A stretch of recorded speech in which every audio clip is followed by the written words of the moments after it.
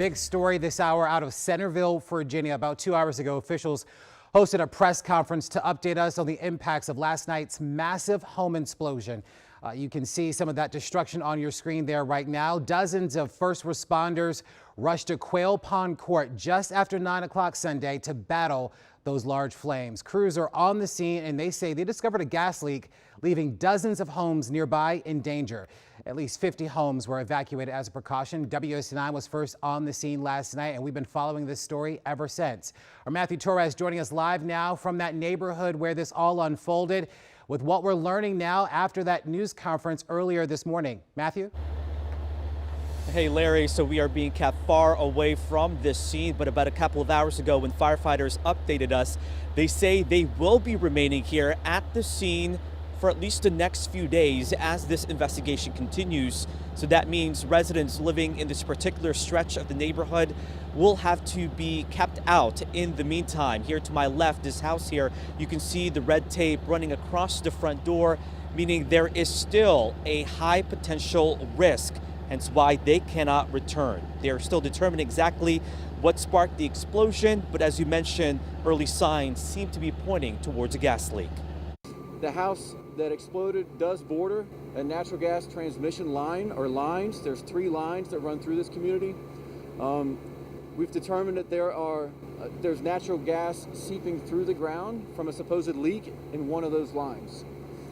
Both Williams Pipeline Corporation as well as Washington Gas has lines in the area. And Williams Pipeline and Washington Gas also remain here at the scene, also at the Sarah Fire County, and rescue is still trying to find that gas leak. The department says there was a call about a natural gas odor prior to this incident. Neighbors telling me Washington Gas could be seen in this neighborhood hours before that explosion. The gas company was here when the house exploded.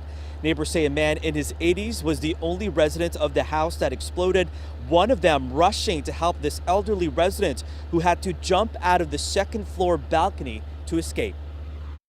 It was my father-in-law and I. We ran up to him and we told him to jump. I broke his fall.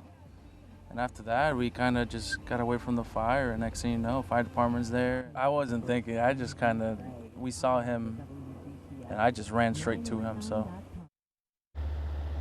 And that resident who had to jump out did suffer injuries, but if anything, he did survive this explosion despite seeing that fiery chaos that ensued because of that explosion. The resident you just saw who helped this guy is now staying at a hotel. Several residents, I'm told, are staying at a nearby hotel. Still unclear exactly when they will be returning, but just the presence of the authorities behind me, Larry, clearly this investigation is only getting started. Yeah, so thankful that the homeowner walked away with just a few bumps and scrapes and that Mr. Gonzalez was there to support his neighbor during, no doubt, what was a trying time. Matthew Torres, thank you so much.